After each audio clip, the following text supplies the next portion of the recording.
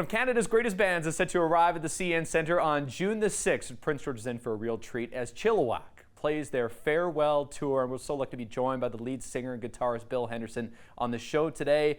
Thanks so much for making the time, Bill. Does it feel bittersweet to be doing this, talking about your farewell tour?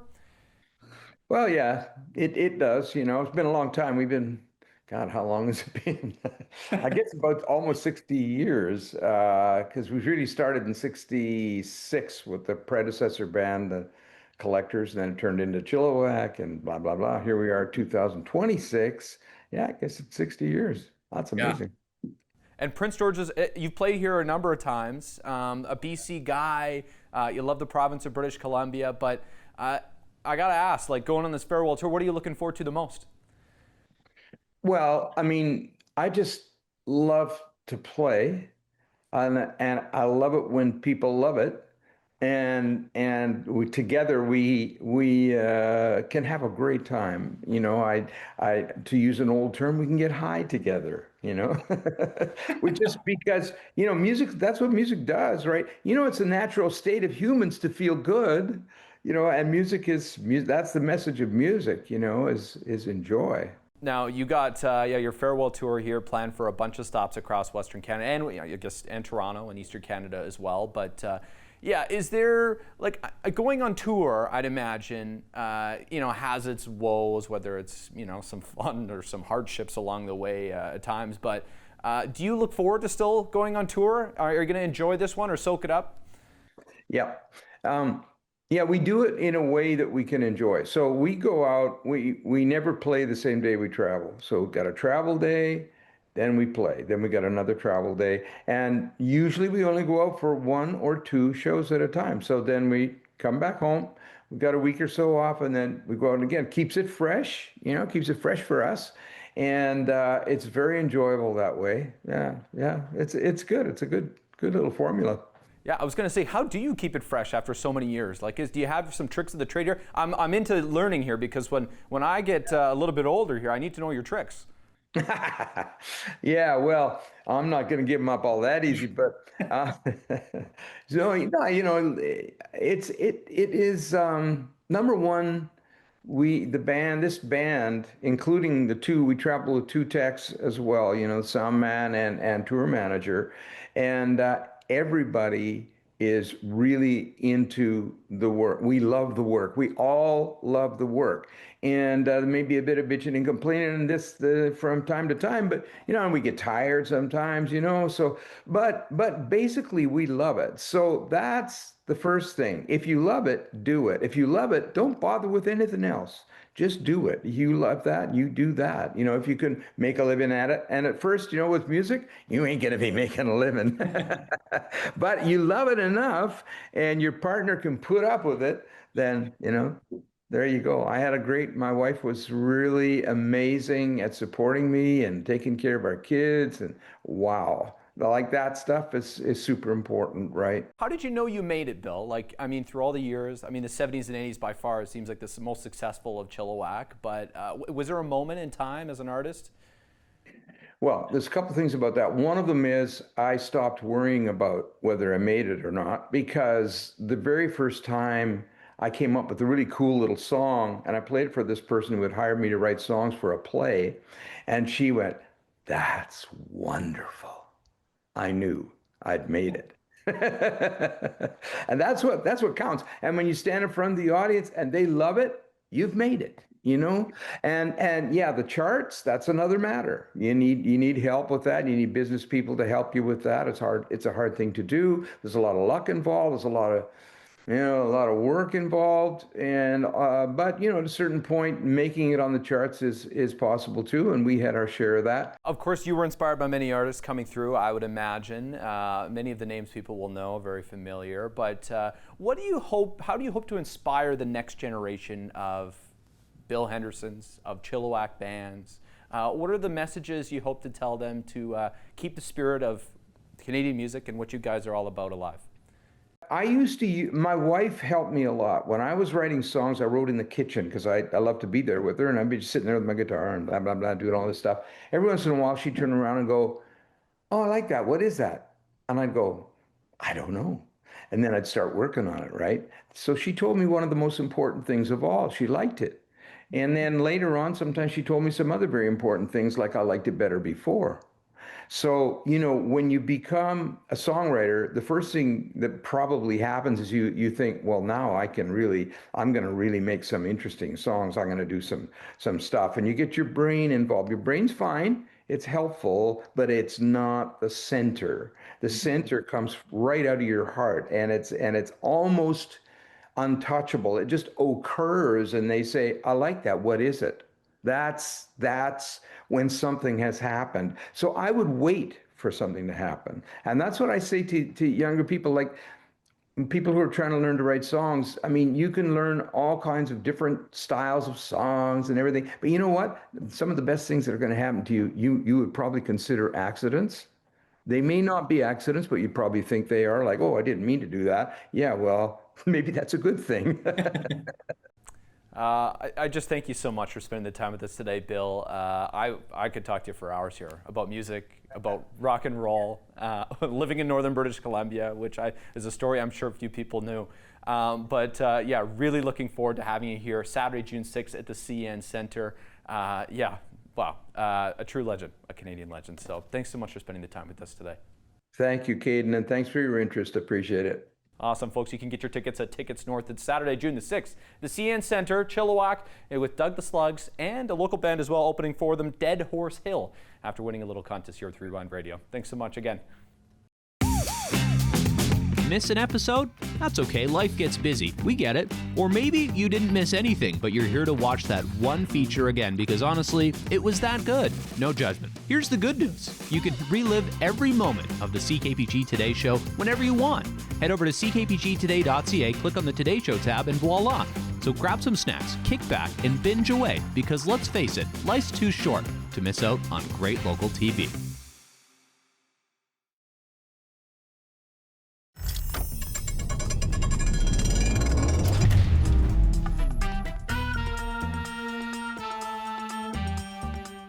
Welcome to downtown Williams Lake and City Hall. There's actually a lot of history when it comes to this property, downtown Williams Lake, but you have to come here to learn about it. Today we're going to teach you a lot of things, including what happens inside these walls and a little bit about sunshine. Do you know they get over 2,000 hours of it in Williams Lake every single year? There's a lot of math in that. We're going to teach you some math because that's what the mayor does for fun. Mayor Rather. Let's go pay him a visit. Come on. All right, we've made it up here to the Crow's Nest, the mayor's office here in Williams Lake with Mayor Surinder Paul Rather. Thank you so much, Mayor, for making the time to chat. It's my honor to receive you. So what is it like to be mayor in Williams Lake? Talk to me a little bit about what it's like here. Well, it's quite challenging and it's very rewarding. This is not my first rodeo being a mayor. I have been on council since 1993, 7 terms as a councillor. Out of them, 2 terms as a deputy mayor. I had a bit of a good taste or knowledge in my mind and my mouth. I knew what is to be mayor, but yes, it's not mayor, like the other saying, you're like a lion, but not a lion. You're like a deputy mayor is not the mayor. No. Mayor is a different. And definitely there was a quite eye-opener, but the support I had from the SMT senior management team at the City Hall and my council member, it's a phenomenal. I enjoyed it. I'm really enjoying it every day. I enjoyed it, to put it this way. I like it. So I feel like, yeah, rodeo's got to be in your vocabulary as mayor here, right? Well, it's a William Lake Cowboys town, so... Yeah. Okay, so we decided we wanted to not just chat with the mayor, but do something interesting here on the show. And you said you like to do math for fun. Love it. Okay, so I came up with 5 fun math questions. That's why you're holding the notepad here. Yes. Are you ready? Always. Okay, so we tailored these to be Williams Lake specific. So the first one, Mayor, the story of Williams Lake begins in 1860 during the gold rush, even though the town was incorporated in 1929. But yes. 1860. How many years ago would that be if we're living in 2025 today? Well, it's 40 and 25 or 65, simple. 65 years. Okay, 165. Well, of course. 165. Yeah, 165. There you go, you got it. Okay, next here, Williams Lake's, this is a hero. Rick Hansen, of course, grew up in Williams Lake. Yes. Now, if he won 19 wheelchair marathons, how many kilometers, roughly, say a marathon is about 40 kilometers. How many kilometers would that be?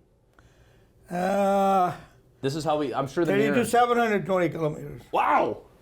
That's pretty good. Bang on. Ding, ding, ding. The mayor gets that one. Okay, that's good. I feel like, I'm getting you warmed up here in the morning, Mayor.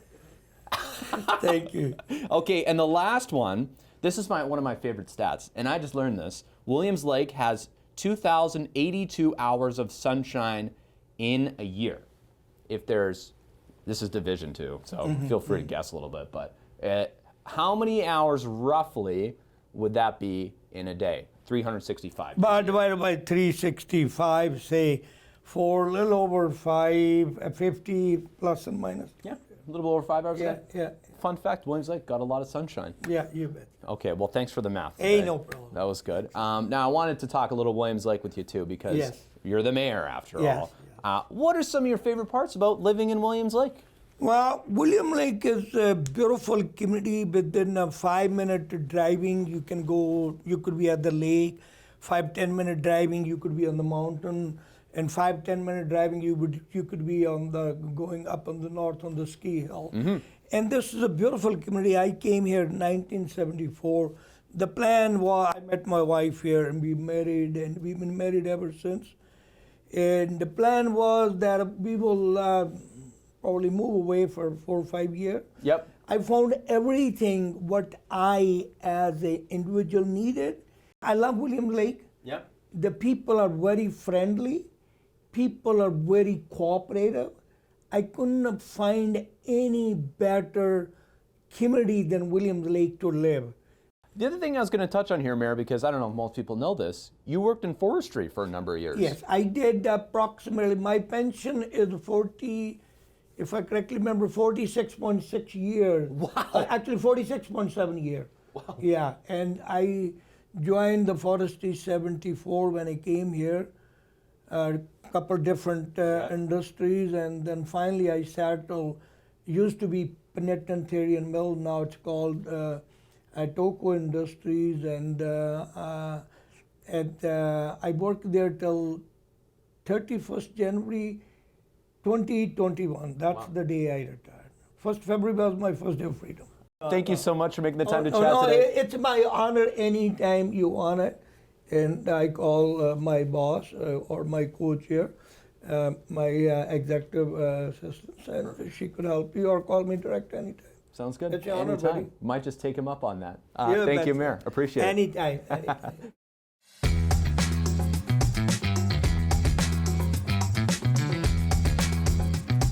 Tired of missing the good stuff? Let CKPG Today come to you. Our new weekly email newsletter delivers local stories, contests, and can't-miss moments from the show straight to your inbox. No digging through social media anymore. It's free, it's easy, and it's very local. Sign up now at ckpgtoday.ca or by scanning the QR code on your screen now.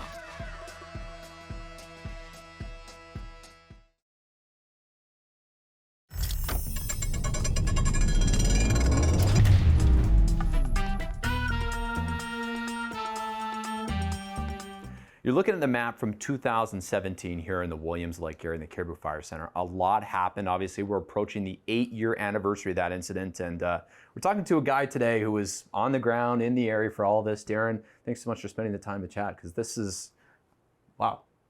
Is there any other way to put it? Well, it's hard to believe that 8 years have gone by already. It's not feeling 8 years, but... Still remember it like it was yesterday? Well, some of it's starting to blend. We've had some pretty serious fire seasons since then in the province. This, at the time, was probably the most serious that we had had. Mm-hmm. So talk to me about July 7th, because we were talking about this is the day, I don't want to call it doomsday, but it was kind of like that in a way. Yeah, so July 7th, we hadn't had a lot of moisture. Things were really quite dry. And for the context of that day, we had already had quite a few fires in province, as well as within the fire center. We were probably sitting around 60 plus fires here in the fire center that were already active. And that's a lot for the Caribou Fire Center, right?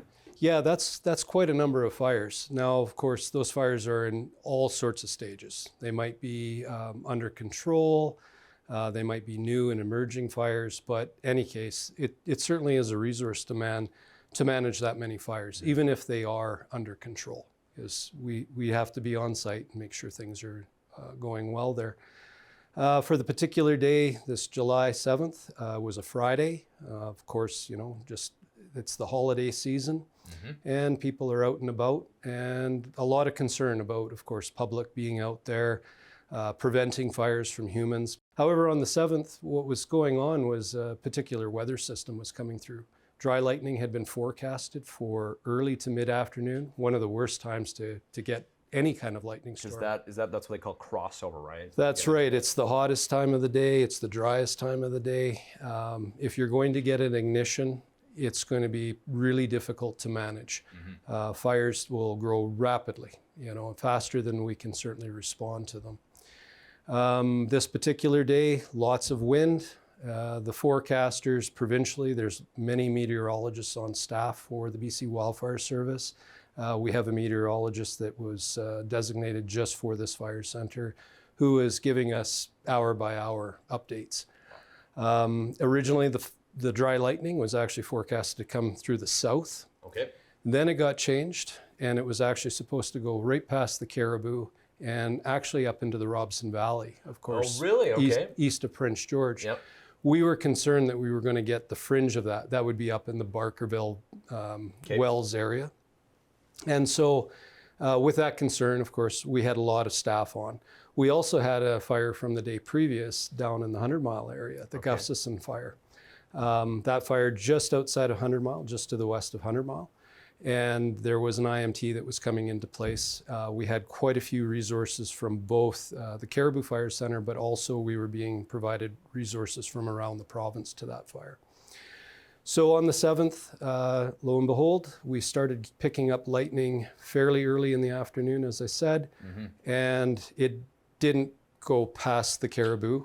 It actually ended up being that most of the lightning occurred within the Caribou. It was fairly hard to manage in understanding where all the fires were. We were getting lots of reports.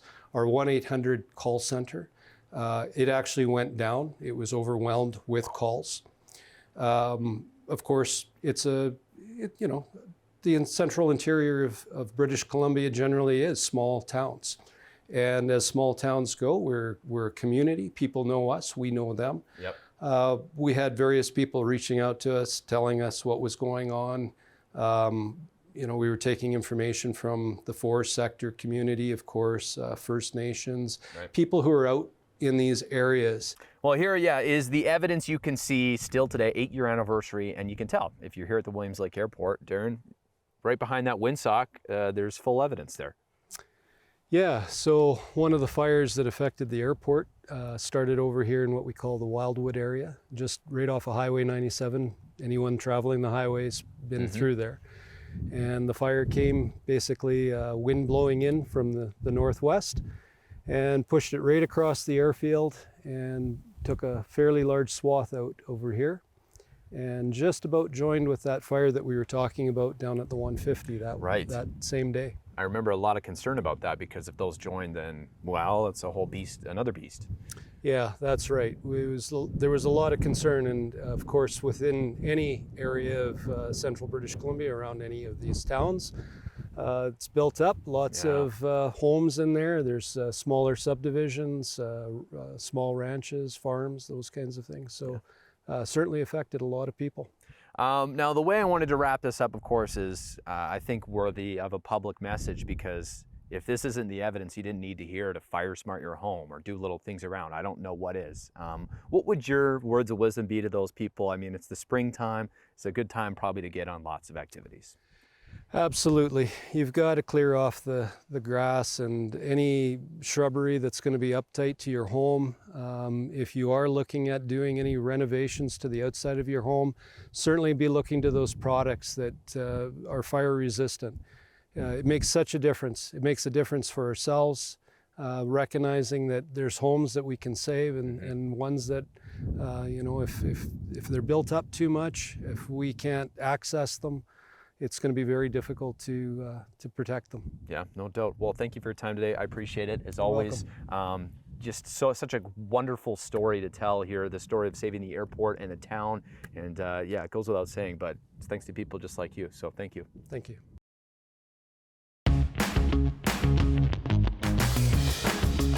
Hey there, got an idea or suggestion for the show? Reach out and connect through our social media or send us an email at letstalk@ckpgtoday.ca.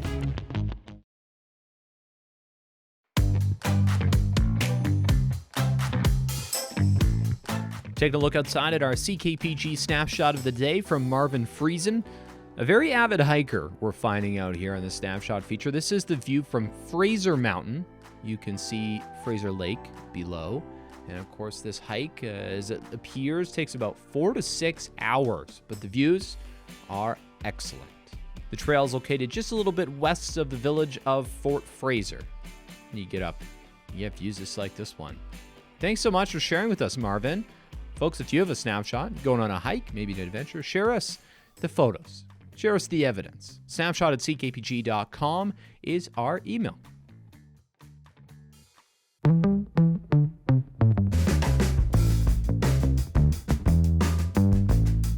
Take a look back in 1992. A Dutchess Park student was named Youth of the Year. Who was said student? Well, that was Greg Stewart. You can see him pictured here. Grade 11 student at Dutchess Park. The 16-year-old honor roll student, athlete, and volunteer received the award for service from Mayor John Backhouse at the time. Was presented with a $200 check as well. And he was having some big plans for his future. Soccer referee for youth soccer, junior volleyball, minor basketball coach, member of the Dutchess Park Condors basketball team as well. Involved in many things, it appears. And of course, Greg Stewart went on to become a pretty notable person today in Prince George, president of Sinclair Forest Products.